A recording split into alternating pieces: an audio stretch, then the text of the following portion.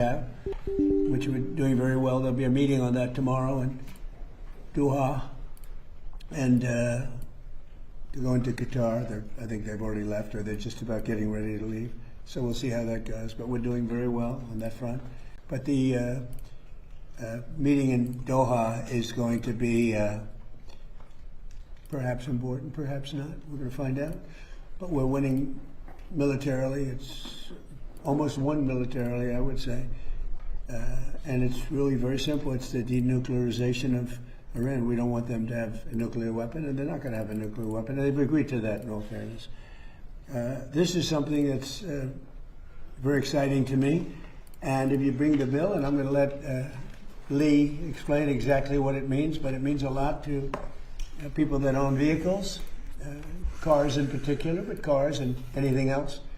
It's going to save them a lot of money, and they're going to be able to do it themselves. Please. Mr. President, this is a presidential memo to the Environmental Protection Agency, a presidential memo supporting the freedom to fix. Americans have the freedom to fix their vehicle. President Trump insists upon it.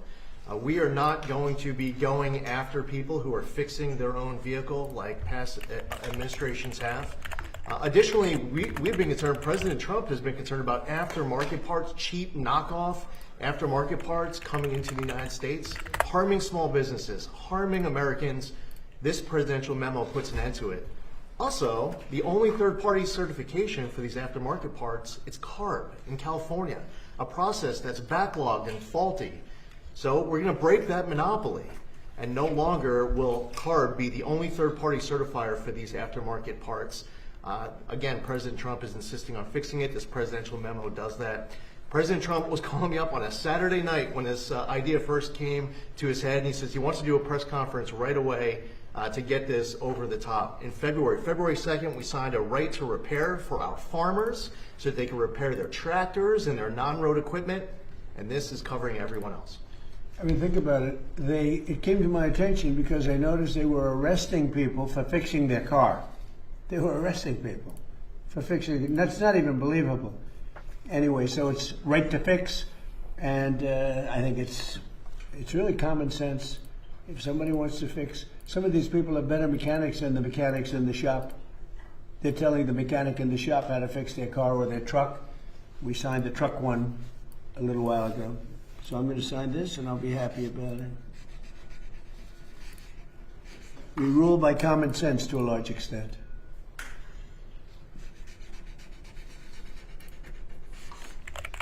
All right, Lee, good job. Thank you. Okay. Can you imagine that? They want to put you in jail if you fix your car.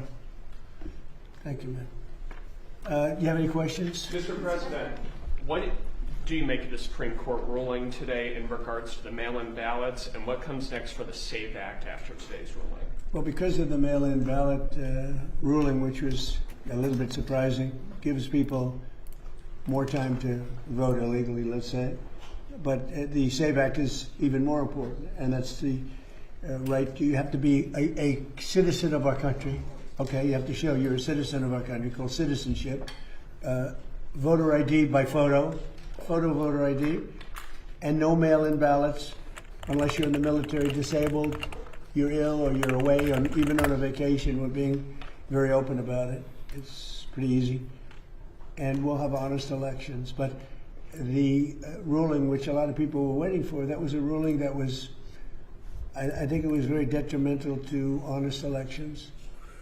But it is what it is. Basically, they're keeping it a little bit the way it is now.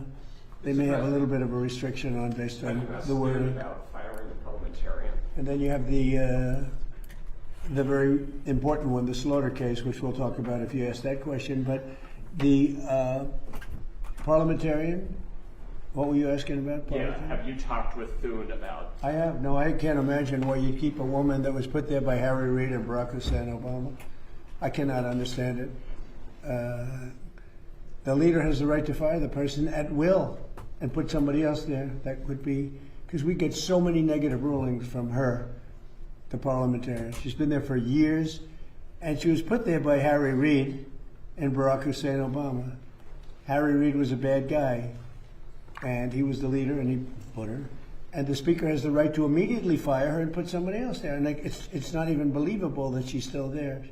She's obviously a good politician or something. Mr. President, question on the Slaughter case. The Supreme Court just affirmed your right to fire the heads of independent agencies. Should we expect more firings as a result of this ruling? I don't think so. It gives me the right, and not me, it gives a president the right to do what the president should have the right to do. And it's very interesting. It's a big ruling. It's been going on for almost 100 years. They've been working on this, and that it comes down at my term is a very great honor. But it bestows additional powers, or maybe the same power on the president. The president has the right to do this, and that has to do with a lot of agencies all throughout the system. So it's considered, the biggest of the group. And I can understand that this has been going on for almost 100 years. They've been waiting for this decision. Yes? Thank you, Mr. President. You're posting about how important it is to get the Save America Act passed. Who do you see as the biggest hurdle to getting this across the finish line? Well, it's held up in the Senate. And frankly, if you terminated the filibuster, you just need 50 votes, and you have 53. And then you have JD. So the Democrats are going to terminate the filibuster. But if you did reconciliation, you could do it with 50 votes. I mean, the best would be to terminate the filibuster, but for some reason, but you have the same basic people. But even Rand Paul is in favor of the Save America Act, if you can believe it. Think of it. Rand Paul is strongly in favor. He's fighting for it. So that's good news. But you would have Lisa Murkowski always against things like this. Nobody knows why. I think I know why. But you have Lisa Murkowski, you have Susan Collins, you have Tillis is against, and he's not in office because of me, so he holds me, because I wouldn't endorse him. I think you have Senator Cassidy against it too. I think he supports it this time. And I think you have Mitch McConnell against it too. Mitch McConnell, who's very disloyal to John Thune. John Thune was a very good person for him. I mean, he was a very loyal person, and Mitch McConnell's against him almost all the time because he's angry, I guess, probably at me. Mr. President? Yeah, please. What about Democrats, Mr. President? Are there any you think you could change their minds? The Democrats should do it too. I mean, you'll probably get one Democrat who's, a common sense Democrat, who that is. And everybody should vote for this. This is the Save America Act. Voter ID with photo, ideally, but voter ID, proof of citizenship, and no mail-in ballots, which is, to my way of thinking, maybe the most important of all because it's so corrupt. But you have exceptions if you're away, exceptions for the military, they're deployed, exception, illness, disability, you have exceptions, strong exceptions.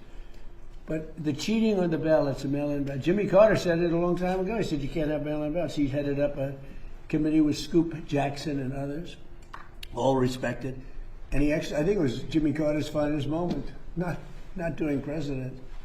But he headed up a committee and he said, he came out with a strong conclusion that if you do mail-in ballots, there's going to be cheating. France gave it up. We're the only country in the world that does this type of mail-in ballot. There's no other country in the world. You know why? They tried it and it was totally dishonest. And it's really dishonest. So we shouldn't do mail-in ballots. So it's not too much to ask for voter ID, proof of citizenship, and no mail-in ballots. And you have honest elections. What are your plans for the housing bill, Mr. President? I don't know. I think it's so unimportant by compared to the Save America Act. I think the Save America Act is exactly what it says. It's saving America from crooked elections. And the housing bill is a bill that can get approved. They worked on it long and hard. It's very bipartisan. That means the Democrats like it. I think it's maybe even it's probably maybe more that way they're getting things that I wouldn't necessarily agree to. Nobody knows more than housing in the history of the presidency. Nobody did well like me in housing. I made a lot of money. I made a lot of money with housing. But when I look at that bill, it's a bill. But when I look at the Save America Act, it's about saving America. And I'd like to have the Save America Act added on. That's probably not going to happen. because we have 4 Republican senators, maybe 5, that just won't vote for it. It's crazy. Somebody, Lisa Murkowski from Alaska. Nobody's done more for Alaska than me. She's Trump deranged. What can I tell you? But those 4 or 5 people that I mentioned should vote. How do you vote against Save America? How do you vote against it? How do you vote against voter identification or proof of citizenship? The only people that would vote against that are people that are going to cheat in an election. Hello, and welcome. It is News in the Dark with myself, Daanyaal Matthews. I'll be with you for probably the next hour because it is 10 o'clock. And just to be quite frank with you, me being awake up until 11 is not going to be a good time for me tomorrow morning because I have to wake up early. But it is News in the Dark. I am so accustomed to hosting programs where my face is not shown. So me being in front of a camera is kind of a new experience for me. So I just want to put that out there and just get that across so that as we continue and you hear me being nervous or you hear me going on in a certain type of way, it's because I'm accustomed to being behind a mic. That's why I'm so good at speaking. Well, not good at speaking, but that's why I can speak like this. But I'm not accustomed to being with a screen in front of me. And I'm also not accustomed to just not having any oversight. Usually, the BCCSA is on my ass. I gotta be listening to them. This time around, don't gotta do that. Have to be conscious of other things though. Okay, so in the Republic of South Africa, it's 10 o'clock. Tomorrow is going to be the 30th of June. And the 30th of June is going to be a day that South Africa will not forget. Why won't we forget it? Because of the March and March protests that are going to be happening nationwide. Now, the March and March protests have been coming up for quite some time. It's not like this is a new thing coming around. It's not even like the topic is new in the Republic of South Africa. It's more that I want to now have a discussion just in line with where we are right now. Where we are right now and what the March and March what the March and March protests have become. And for Daanyaal Matthews, right, the one thing that has come through in this entire affair, right, the one thing that I see coming through in this entire affair is the reality that there is how do I put this in a way where I'm not triggering people at the same time as giving my insight, because I feel like I'm going to trigger people. I feel like if I give my opinion, it's going to be taken in a certain type of way where somebody's going to have a difference of opinion and then they're going to think that I'm attacking them.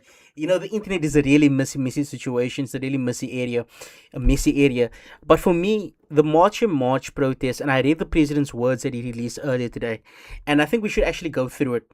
We should actually go through what the president stated today so that we can have a better understanding of where we are right now. Because in the last stream, I mentioned that one of the dissatisfactions that has come through from a lot of the March and March protests that I hear is a feeling of being unheard. And I said in another stream that from my perspective, there is a serious lack of discourse when it pertains to illegal immigration, and particularly when it comes to the matter of government's response. Now, the reality of the situation is, how do I explain this now? Like, the March and March protests are being questioned by some for the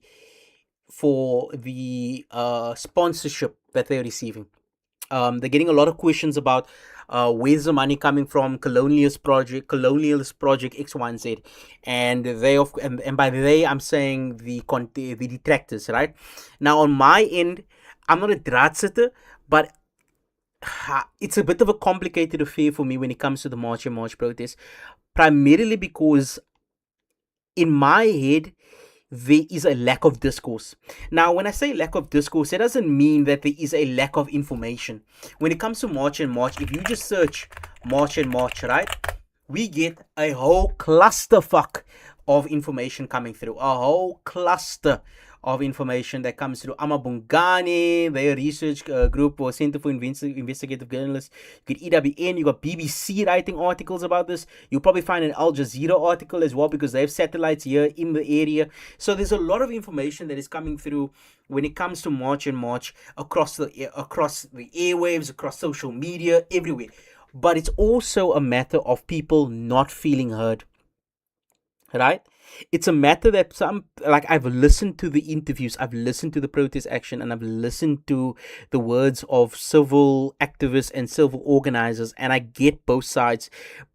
And I think that this is a large and part come to fruition because there is a lack of understanding about the general frustrations of South Africans, and that lack of understanding and lack of proper due diligence from government has led into a situation where social economic conditions have given rise to people feeling the way they do.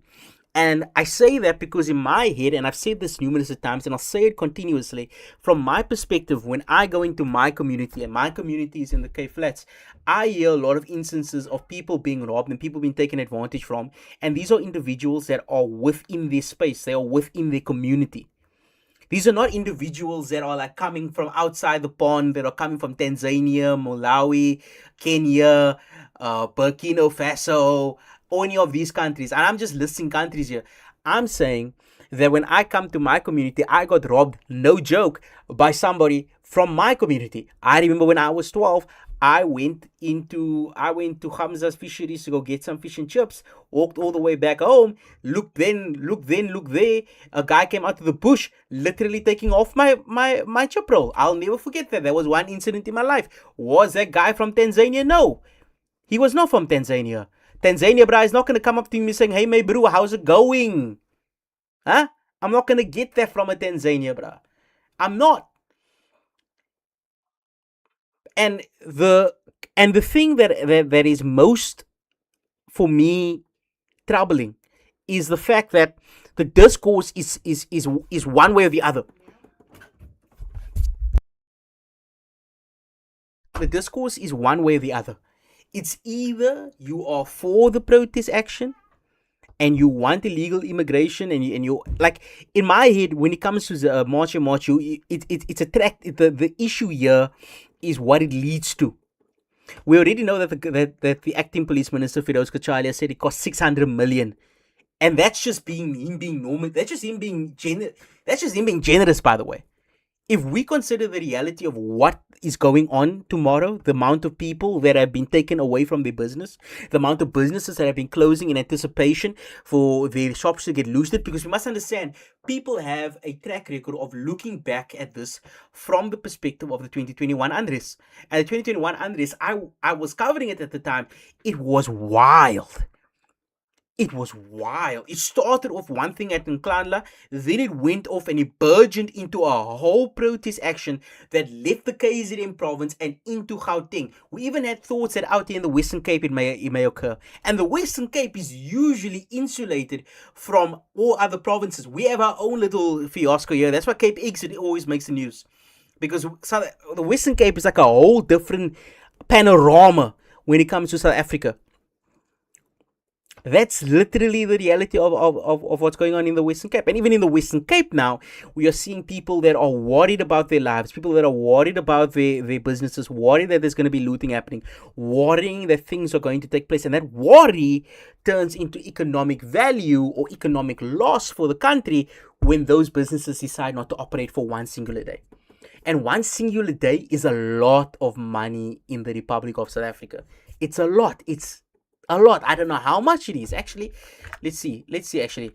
How much is one day of business worth to the Republic of South Africa? Let's actually see if Google can give me an answer to this. Okay. One day of economic activity is worth approximately 20.82 billion. So almost a billy. A billy on the head top, bro. A billy. That's the cost. And on the other end, and this is the particular sticking point, because there are a lot of views on this, and I can understand all views, and it's multifaceted. You see, what's going on right now is that some people are clusterizing this into a matter of xenophobia, and I understand that. Because when you have discussions about illegal immigration discussions tend to cascade into discussions just about foreigners in general. It's just the reality of the situation. It's just like a natural scaling event. But at the same time, you can't misconstrue it. Because what they are saying, it is about illegal immigration. So if they are saying that, right, fundamentally, you can't argue against it. Fundamentally. Because at the end of the day, it's called illegal immigration, not legal immigration. Because of the word illegal, you can't really be for it. There's no real civil organization, or there are probably some that are Pan-Africanists that are coming out and saying, we are against or we are for illegal immigration. And that's also what the president can't say. Even though the president, from his perspective, I'm not even doubting it, has a big fear in terms of what he has to explain to his partners in the region. Because out here in his home, people are just like going crazy. People are just losing their minds. Right? And we need to consider that aspect of it. The fact that this costs money, the fact that things cost money, and because they cost money, it has economic impact. But when I come to the discussion, when it comes to the matter of the narrative and the discussions that I had, the lack of discussion is coming down to the matter that people are not portraying the conversation properly, in my mind, nor are they having the proper conversations that I had to have. Regardless of which way you're on about this, you have to have a conversation about what is causing this, because xenophobia is not new to the Republic of South Africa. What is causing this phenomena where South Africans have this disdain for well, you see, this is the issue. Because if I were to say that this was a disdain for immigrants, I would be misconstruing their position. But it is at the same time a conversation that is attracting those that are against foreigners in general. And that's the harm that could come from it as well. Now, I'm not going to go into a discussion on Jacinta Zuma's history and the politics in that, all that. No. I'm just going to say that there is ambivalence towards the root causes, and that ambivalence towards the root causes is going to cause further problems in the future. In the future, there are going to be more protests. This is not a new phenomena. It happened in 08 or 010. I'm not for 08 or 10. I'm not mistaken. Am I crazy? Is it 08? Xenophobia, South Africa, 2008, I think it was. Yeah, it was May 2008, right? So we're actually about 18 years off. 18 years? Yeah, I think 18 years. So it's been 18 years since then. And yeah, that is something that's going to come around again. I'm sorry, I'm just taking a look at my phone. I'm trying to get used to this phenomenon of streaming, by the way. But that's kind of the limelight of what I'm trying to say. I'm now going to switch topics because I think I've spoken a lot about the March protests, and tomorrow we'll have to wait and see in terms of how it all progresses. But what my core message is that there's an underlying issue here. People are not having the right conversations. The right conversations require debate. The right conversations require education on the matters of on the matters of how illegal immigration is being targeted. And the matter requires the president to take a firmer stance and to take a firmer stance in front of the country. That's how I see it. I think that the president is a lot of the times aloof.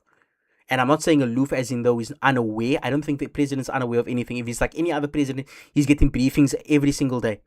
And he's getting these briefings and he's getting this information and he has the knowledge to know exactly what the frustrations are. But I don't think he's taking the frustrations too seriously. And then we get these kind of situations which make him look embarrassing, because William Ruto came like 3 weeks ago and he had to explain to William Ruto that we're not xenophobic. Yet here he has to explain to his partners in the region why do they need to send buses for the people to come back home. I mean, you know what I mean? Like, there's a conversation that needs to be had. And the other factor about this is as well, and I was thinking about this just early today, in in philosophy, in philosophy of law, is it philosophy of law, or is it philosophy of law, or is it philosophy? I don't know. Wait. What is this guy's name? Immanuel Kant. I think it's Immanuel Kant, and then it's freedom of speech. Is it him, or is it Karl Popper? Yeah, the public. Yeah, it is. It is Immanuel Kant. So Immanuel Kant had a theory on the freedom of speech, and as you can see here, um, yeah, he argued. Yeah, basically, he was the guy that is the man that is behind the freedom of speech. He actually had a famous conundrum, which is Immanuel Kant paradox freedom of speech. I think it is. Is it Kant? Yeah. Uh, Immanuel Kant identifies the simple paradox of free speech. I need to actually research this again. This is not the right person. So a servant in this capacity must obey the rules and execute. No, this is not it. The paradox of tolerance is what it's called. Paradox of tolerance. Also, I vape. I'm not gonna stop vaping. I can't stream without vaping. Paradox of tolerance. Karl Popper. Yeah, Karl Popper. Um, so the issue here, when you the natural issue that any society faces as they grow and they allow for open discourse, the natural phenomena that they run into is the fact that you get into a situation where you both allow freedom of expression, and then on the other end of the spectrum you both want to dissuade freedom of expression because you don't want certain ideas to be propagated. And the challenge here, of course, is that there are multiple instances, and there was an article on the Daily Maverick where they were having this dilemma discussed, where basically Marsh and Marsh had the ability to utilize the radio frequencies or broadcast media as a whole to get the ideas out there and to get people on board and all that kind of stuff. In my view, it's important to have these kind of interviews because you can't not have these kind of discussions. On the other end as well, there is a danger to hosting these kind of discussions because then you, at its core, provide the frequency for these ideas to get proliferated more. And then, of course, as they are proliferated more, they become more cohesive. You get a more larger group. That, of course, is something that people fear. I understand that, but at the same time, the issue with the matter with the paradox of freedom the paradox of freedom is the fact that in a free society, that necessarily dictates that you're going to have to allow those you disagree with to speak. And in this free open market of ideas, the only way for an idea to get suppressed is for that idea to be equally challenged. And this situation is the core of it. The March and March protests have been have have have proliferated because people just did not want to have a conversation that other people were having all the time. This is not a new phenomena. This is not a new phenomena. And it's not going to end until proper discussions are had. People that are fearful of a discussion need they if you're fearful of the discussion, you run into the harm that the fear leads to that idea being proliferated even more. Now, I'm not saying fear here in the sense that they are afraid, that people are afraid of each other or that one group's afraid of each other. No. I mean it from a third party objective viewpoint. The idea that people have about the issue, the issue that people have with the idea become more proliferated as it is discussed. But anyway, I'm not going to distance myself from the March and March. I've said what I needed to say on that.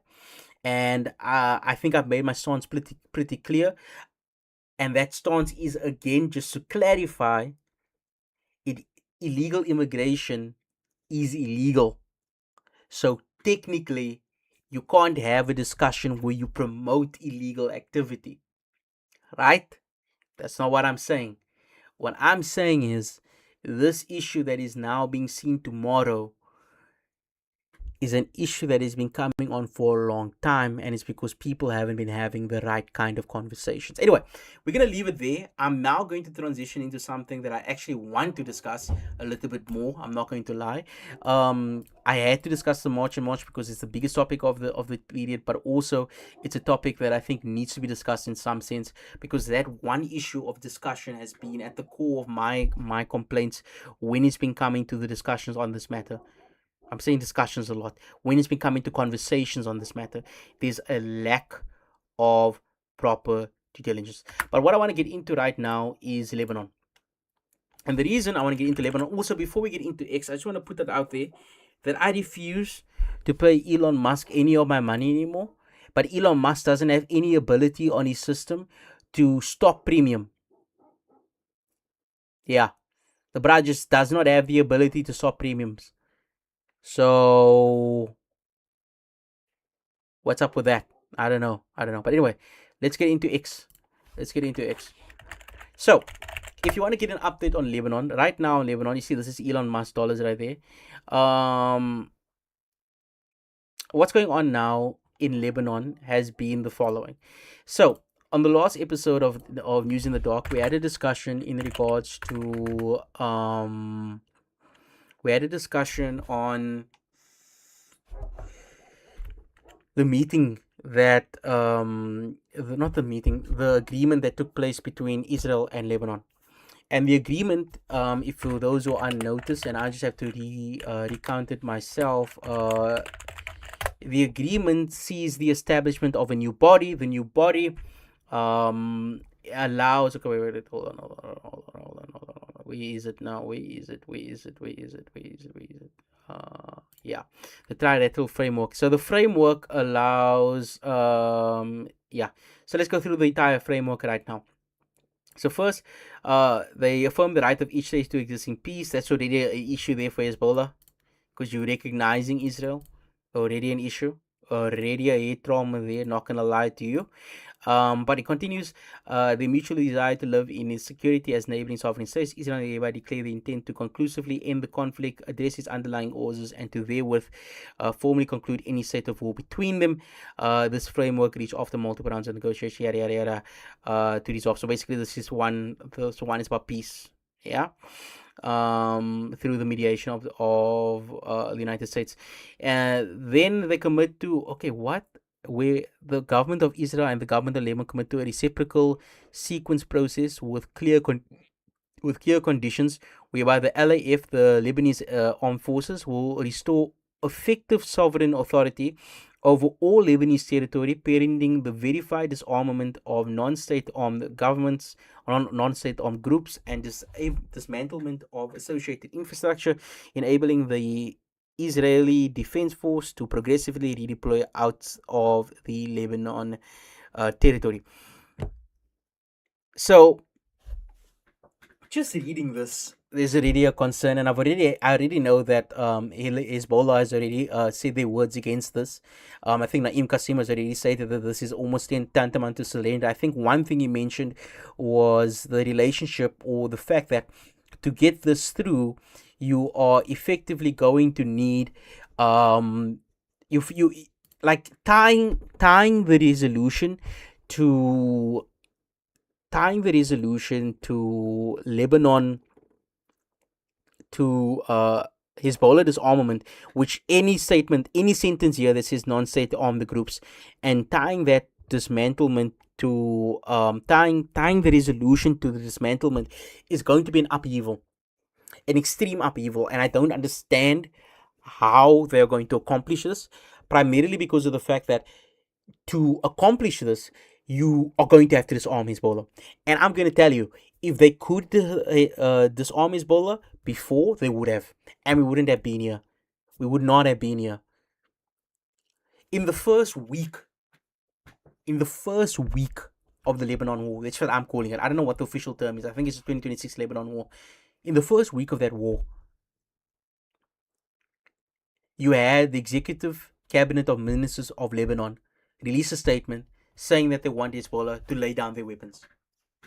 Hezbollah said no. Now we're getting into a scenario where you're tying the future of your agreement to Israel, an agreement that Lebanon, that again Lebanon desperately wants and has wanted since March 2nd, because Nawaf Salam, the Prime Minister of Lebanon, he has been routinely saying that they've been dragged into this war. So has the President Joseph Aoun. Now you want to tie this to the reality of Hezbollah's disarmament. I don't think that's going to happen. And if that's not going to happen, how are you going to achieve your goals? I don't know. Apparently, Israel and Lebanon have a better idea. Anyway, pursuant to the security of NX and the broader goal of Lebanon's, the state's monopoly of arms and sovereign territorial control, the LF will gradually assume full and effective security responsibility in pilot zones, which will serve as a mechanism for phased and verified redeployments and deployments of the LAF. Two initial zones have been agreed to by the IDF and LAF, and future pilot zones will also be agreed to upon mutual consent, upon the confirmation of successful disarmament of you see, again, upon the confirmation. You see, it's like the wording it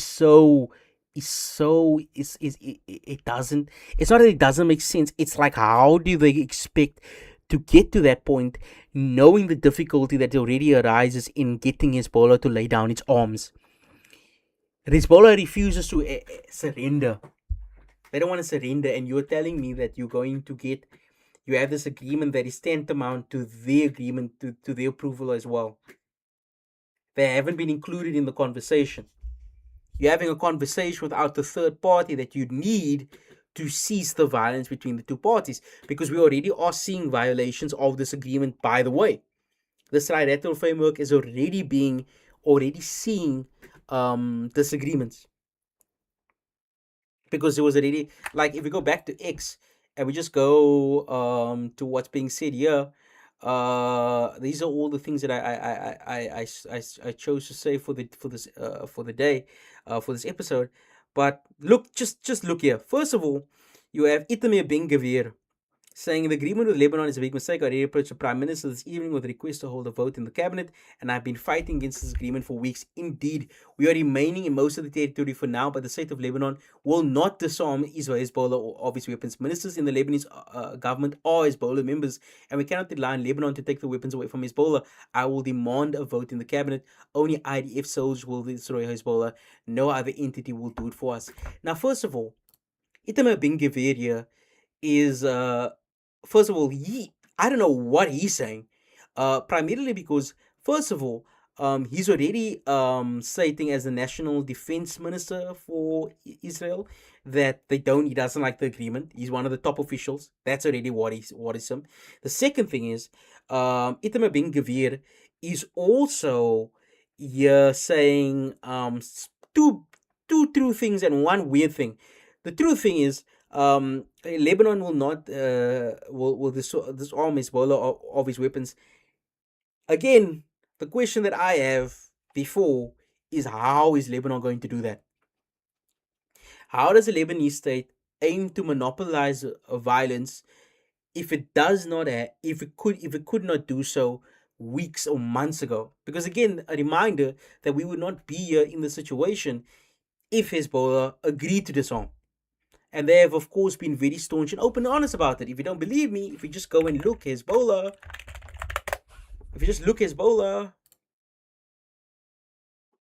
Israel says, like, yeah, we already have protests here in Lebanon because it's an unpopular agreement. But Hezbollah, like, where is it now? He said something akin to surrender.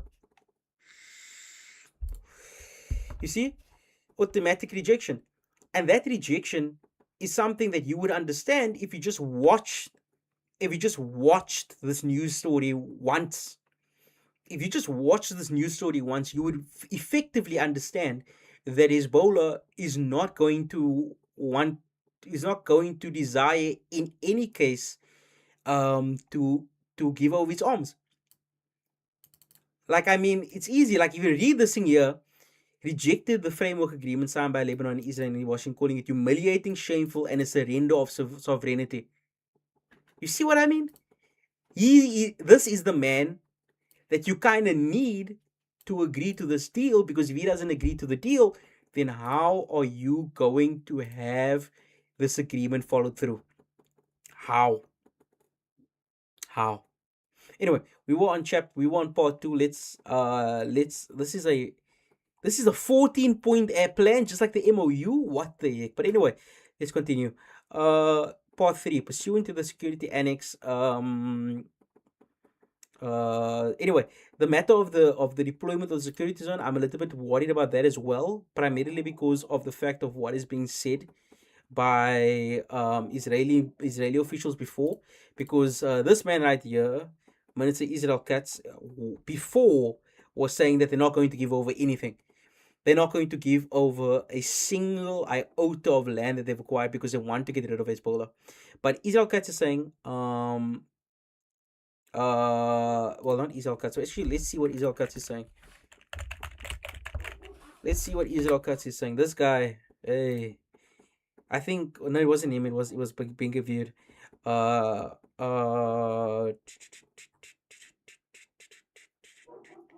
No, nothing. He's been saying nothing. I'm not too sure he's happy with this as well. But yeah. Anyway, the matter of the of pushing is something. I don't know, man. It's bizarre. Like this thing here, like I'm just trying to wrap my head around how the agreement here is going to play out, knowing the rhetoric that comes from both camps. Knowing the rhetoric that comes from Hezbollah, knowing the rhetoric that comes from Israel, how is this agreement going to be achieved? And we are not even into the 14 points. We are just into state 4 right now. We're just into part 4. Like, that's it. We are into part 4 and we are here already wondering how they're going to achieve their goals. It's bothersome. It doesn't make that much sense. Anyway, part 4. The government of Lebanon affirms its resolute and irreversible commitment to restoring and exercising full sovereignty over all its territory. The government of Lebanon will rebuild the state's monopoly on the use of force, achieve the complete and verified disarmament of all non-state armed groups, and ensure that such groups will have no military or security role and no armed capabilities anywhere in Lebanon. I don't understand that, bro. Again, I don't get it. I just don't get it. I don't understand what do they mean by this. Like, I don't understand. Like I said before, if they could get to the point of getting Hezbollah to lay down its weapons, then they would not be in the solution. And if the government of Lebanon could achieve this before, they would not be in the situation. Now, we're going to get into why we think that the government of Lebanon may be wanting, why this may be even worse for Hezbollah and could put it into another conundrum entirely, but we'll get into that right now because it's probably going to come up here. The government of Israel says that its military action in Lebanon is solely a consequence of the attacks threats posed and hostile intent of non-state armed groups, including Hezbollah. The government of Israel underscores the determination of the threat through the disarmament and dismantling such groups in all of Lebanon, and additional security arrangement to be agreed upon between the two countries will eliminate any future needs for IDF action or presence in Lebanon. Pursuant to the above, the government of Israel declares that it has no territorial ambitions in Lebanon. So this is an important declaration here at the end. No territorial ambitions in Lebanon. It is important because it means that in any other further discussions or any other further involvement of the Israel, it means that they can't say that they're going to maintain the ground that they have. The issue, of course, is the issue again, all of this comes back to Hezbollah. Will they get Hezbollah to agree to this? And again, if they could get Hezbollah to agree to something like this before, we would not be here. But continuing, the government of Lebanon is in accordance with the Charter of the United Nations and in exercise of its sovereign authority, reaffirms that its security forces hold exclusive responsibility for Lebanon's security and defense, and that the government of Lebanon holds exclusive sovereign authority to make war and peace. Again, it's like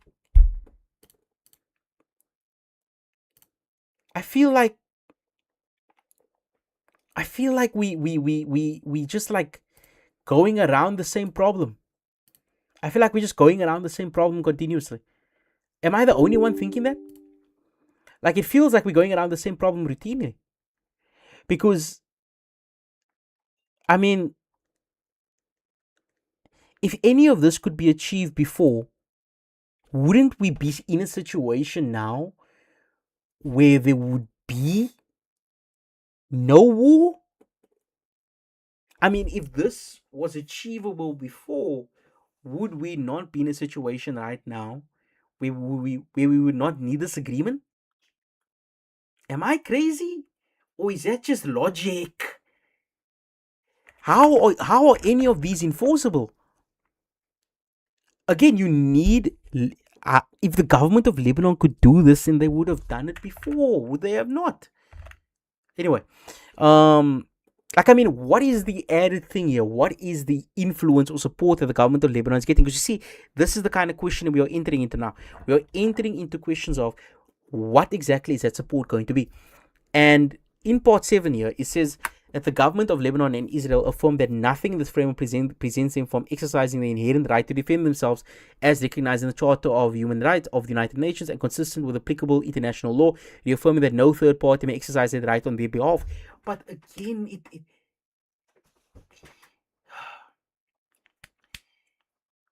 Hezbollah is a unique group within geopolitics, because unlike many other groups, Hezbollah is integrated and embedded within the system of politics of Lebanon. The Lebanese unwritten constitution, right? I think it's the Lebanese unwritten constitution. Let me see. Yeah, a national pact. Yeah, the national pact. The Speaker of Parliament is reserved for Shia. The Prime Minister, a Sunni. The President, a Christian. Hezbollah represents the Shias. How are you going to get them out of a system that, by unwritten rules, has them continuously represented? And I'm not saying that Hezbollah equates to all the Shias in Lebanon. I'm not saying that. What I'm saying is that Hezbollah says that they represent Shias.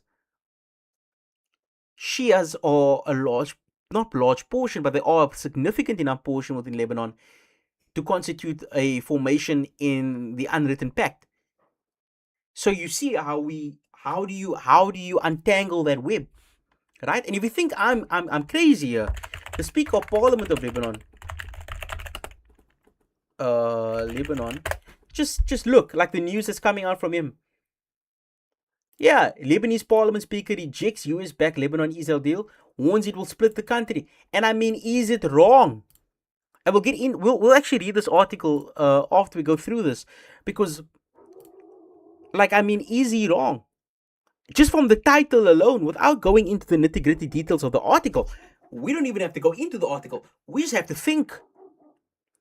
They have an unwritten rule that always includes the participation of Shias. Hezbollah says they represent the Shias. They have a large influence on Lebanese politics, and they have their own politicians as well, if I'm not mistaken. So in this reality, how do you uproot them? How do you get them out of this entangled web?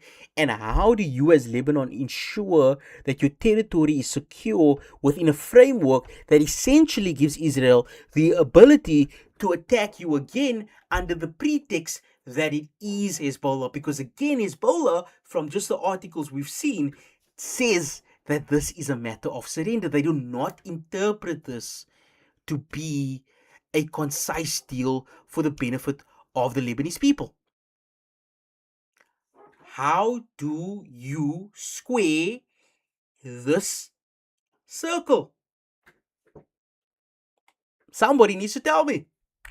I'm very curious. And then continuing, the sheer objective of a secure rebuilt Lebanon under full Lebanese state authority, which no state armed group poses a threat to Israel, Lebanon, or the citizens of the country.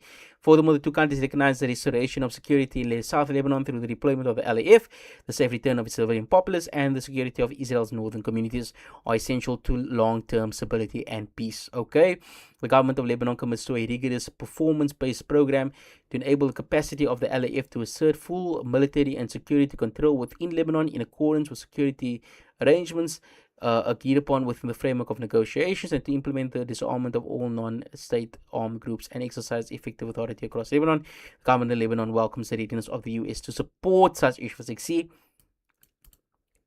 that's what I was saying, kind of discussing or kind of giving headway into earlier. The US support here, what does that mean? Anyway, saying that recognizing any new US assistance will be strictly conditioned on verifiable milestones, full transparency, demonstrated results, and ongoing oversight. This effort will enable the safe and orderly establishment of Lebanese sovereignty, also contributing to the broader stability and security of the entire Middle East. Separately and simultaneously, the United States will rally international partners to actively support the government of Lebanon in rebuilding the country, repairing infrastructure, yada yada, this economics, mobile reconstruction. Point 11, Lebanon and the United States commit to preventing funds from flowing to any entity, organization, or you see, this is like saying, so no money from this agreement here from 9.10 should flow into Hezbollah. And then also point 12, upon the signing of this agreement, the two countries will work to establish working groups to draft the full comprehensive peace and security agreement. Moreover, to achieve the goals of the framework, the two governments will immediately establish complementary tracks of ongoing direct engagement facilitated by the United States. The two governments commit to proceeding in good faith until a lasting peace is achieved, bringing security, stability, and prosperity to the people of Israel and Lebanon. In line with the shared goals to establish stable and peaceful relations, Israel and Lebanon commit to take good faith measures that demonstrate positive intent, including the cessation of all hostile adverse actions in international, political, or legal fora, and pledge to work towards the search for and the return of remains and the release of detainees. That's actually interesting. This basically just means I can't take them to court. Like if you just look at this, Israel and Lebanon commit to take good faith measures that demonstrate positive intent, including cessation of all hostile or adverse actions, which can mean going to court, going to the ICJ, in international, political, or legal fora. Now, what does that mean? Does that mean that Lebanon has to agree with Israel in politics? It will never do that. Does it mean that it has to abstain in votes at the UN? I don't even know. What does this mean? But more than likely, this is going to mean that they can't do things internationally that could harm each other. This doesn't really harm Israel more than it harms Lebanon, primarily because this means that Lebanon cannot engage in ICJ court action or anything of that sort against Israel, which is kind of important, primarily because of how the Lebanese society views Israel. Remember, these agreements from the beginning were already pressured against. Point 14, the two governments acknowledge the role of the United States in supporting the efforts to end decades of conflict and establish lasting stability and comprehensive peace between the two countries, and express a deep appreciation for the vision and leadership of Donald J. Trump. Oh my God. That is just a pointless thing there. Anyway, let's get into the article. So the article here by Meza.net says Lebanese Parliament Speaker, it's by Reuters. Lebanese Parliament Nabih Berri not being implemented in the Lebanese people. Al Akbar said that the talks between Israel are the only real chance to ensure the withdrawal.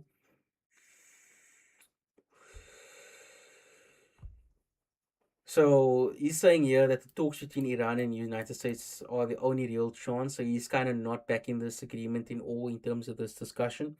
Now the Americans, and now it's kind of interesting that he's doing this because he's kind of framing this as two separate discourses, which is kind of what it is. But also on the other end of the spectrum, we must understand that this is kind of the line of the Iranians as well. Um, he's linking it.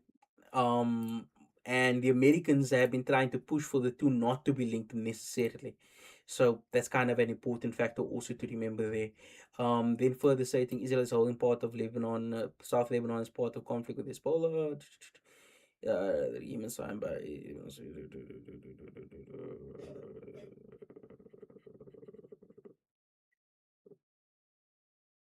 Yeah. So what is his disagreement then?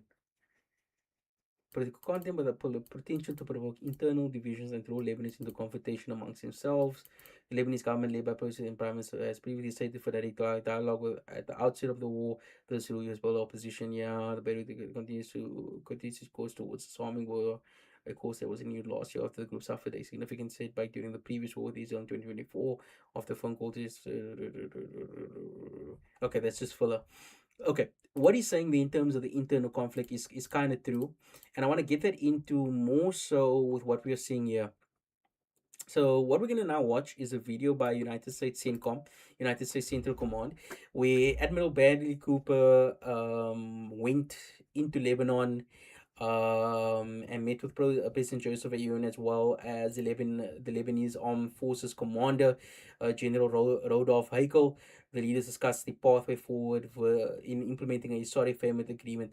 Now you see, this is going to cause issues 100%. The Americans getting involved. You see, this is what I was getting at earlier. What is the added element here that's going to change things? How are they going to change things so that we now have a situation where Hezbollah, well, not Hezbollah, but how do we change this into a situation where the Lebanese government can actually achieve the goal that has been written here, and that goal, of course, is to get the third is to get Hezbollah disarmed. Remember, the entire agreement basically rests on Hezbollah getting disarmed. We read through it. It's 14 points. We know that it's all about Hezbollah disarmament. Can they get Hezbollah disarmament? And I've been saying routinely that if they could get Hezbollah disarmament, they would probably have gotten it a long time ago. They would have probably gotten it a long time ago, and they would have not been in the situation from the beginning. But they couldn't. And now we sit here. And then if you remember the art, if you remember the little thing that we read, the trilateral framework, if you look at the same time to the stage approach of where's the US now? Where's the US? I read it earlier. I just read it in this article in this thing right now. Yeah. The readiness of the United States to support such efforts, and that efforts, of course, is asserting full the LAF asserting full military and security control within Lebanon, right? You see, like what does this even mean? But anyway, let's watch this video. It's 29 seconds. Let's see what they have to tell us. Yo, play. Is any video with this? Yo, is this made in Photoshop?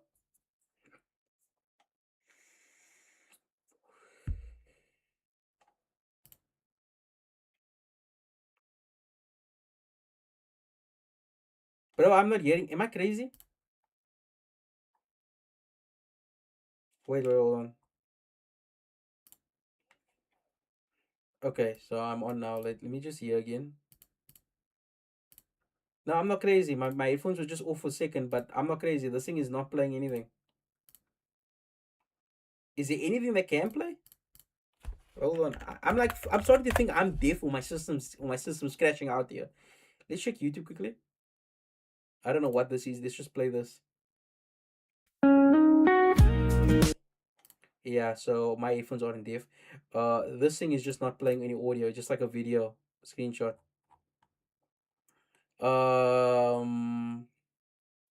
Again,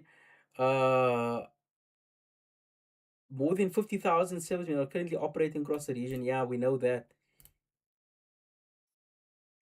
Like my main thing here, my main thing is that what's going to happen here is you're going to get American involvement. And once the Americans are involved, it will create a situation in Lebanon that will create great social upheaval. And the reason it will create great social upheaval is because of the fact that, again, first of all, the agreement is contingent on the disarmament of Hezbollah, which is something that's probably not going to happen if the Lebanese government has to do it themselves.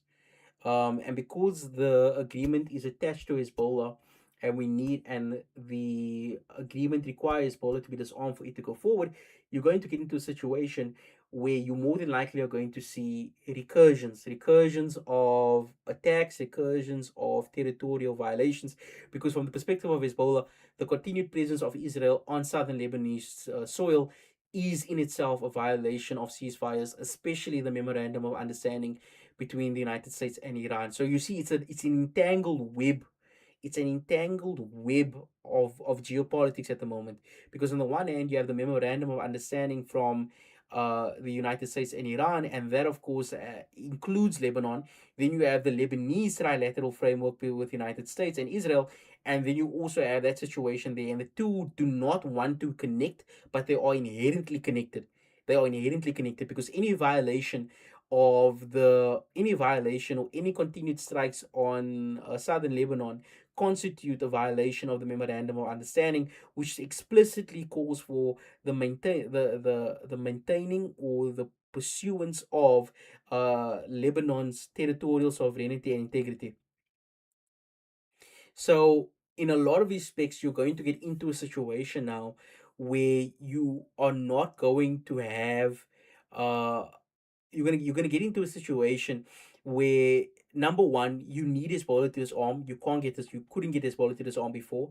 Number two, your entire plan, your entire framework is contingent on Hezbollah laying over its weapons to the Lebanese armed forces, which it before would not do. And from the article we just saw from Naim Qasim, where he says it is a humiliating and shameful surrender of sovereignty, more than likely something is not going to follow through with.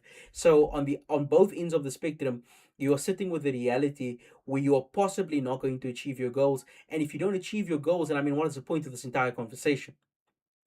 To get a temporary suspension of warfare? I don't think so. So we'll have to see. Anyway, from myself, now, I'm gonna bid you adieu. That was my episode for News in the Dark, episode 2. We'll come back with episode 3 another time. I hope you enjoyed it. I hope you're having a fantastic day, and God bless for the week ahead. Assalamu alaikum.